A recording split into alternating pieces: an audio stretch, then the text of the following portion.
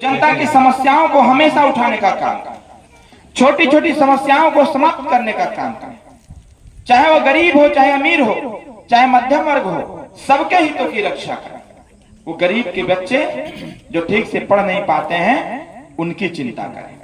जो बच्चियां पढ़ नहीं पाती हैं पैसे के अभाव में उनकी चिंता करें, जिस गांव का रास्ता नहीं बन पाता है उस गांव की चिंता करें, इस गांव के रास्ते का नाली नहीं बन पाता है उसकी चिंता करें, हमारे बच्चे जो पढ़ लिख लिए हैं उनको रोजगार कैसे प्राप्त होगा उसकी चिंता करें। इसलिए आती थी इस देश को लुटेरों ने ऐसा लूटा कि आज कहते हुए भी हमें डर लगता है कि कैसे कहें। इस पर किसी का ध्यान नहीं, अगर ध्यान है तो एनडीए परिवार का है। विगत 10 सालों से लगातार माननीय नरेंद्र मोदी जी ने चाहे जिस भी पार्टी जिस भी दल का समर्थक रहा उन्होंने सबका साथ सबका विकास किया और सबके प्रयास से कहीं न कहीं अच्छा भी हो रहा है। और इसीलिए हम सब लोगों ने मिलकर के रखा हुआ है 2047 तक इस भारत देश को विकसित भारत बना करके जितने भी गरीब तबके के लोग हैं सभी लोगों को उनका अधिकार दे करके उनको भी खुशहाल जीवन जीने का अधिकार दिया जाए ताकि वो खुल करके जिए और अपना विकास कर सके। आने वाली 1 तारीख को हम सब लोगों को पूरी मजबूती और तन्मयता के साथ अपने हिस्सेदारी के लिए, अपने भागीदारी के लिए, अपनी रक्षा सुरक्षा, अपने बच्चों की पढ़ाई लिखाई, अपने बच्चियों की पढ़ाई लिखाई, अपने स्वास्थ्य संबंधी सेवाओं को सही करने के लिए, अपने शिक्षा के व्यवहार को बदलने के लिए, इन सारे मुद्दों को सही करने के लिए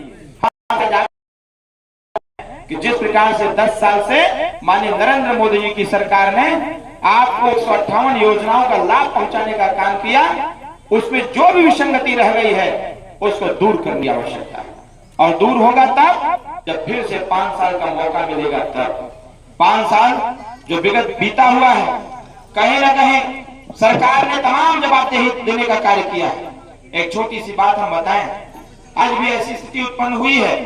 कि जब भी मऊ में किसी की तबीयत खराब होती है, सीरियस होता है, बड़े बड़े अस्पताल में करके जाता है तो वहां डॉक्टर हो जाता है या फिर उस मरीज का परिवार इलाज कराने में सक्षम नहीं रह पाता है तो डॉक्टर को कहता है कि आप लेकर के सरकारी अस्पताल में चले जाओ। सरकारी अस्पताल मतलब बीएचयू या फिर लखनऊ पीजीआई केएमसी। और लोकतंत्र मजबूत होगा तब जब हम सब लोग अपनी जिम्मेदारी का निर्वहन करते हुए 1 तारीख को वोट देने जाएं और अपना वोट दे करके सबसे पहले इस लोकतंत्र को मजबूत करने का काम करें, इसके बाद निर्णय। लेकिन हमारा संविधान इस बात को कहता है आप वोट दें, ये आपका अधिकार है। अगर जिसका नाम वोटर लिस्ट में दर्ज हो गया उसको मतदान करना नितांत आवश्यक है। लेकिन हमारा संविधान यह भी कहता है कि जब भी आप वोट देने जाएं या वोट देने का निर्णय लें, इस देश की एकता, इस देश की अखंडता के लिए, इस लोकतंत्र को मजबूत करने के लिए तो आप यह भी तय करें कि अगर अपने वोट से देश की एकता मजबूत हो सकती है, लोकतंत्र मजबूत हो सकता है, 100% मतदान हो सकता है, तो संविधान यह भी कहता है कि तय करने की आवश्यकता है कि हम मतदान किसको करें। लोकतंत्र तो मजबूत हो जाएगा आपके मतदान से। लोकतंत्र ये कहता है आप मतदान चाहे जिसको दीजिए, लेकिन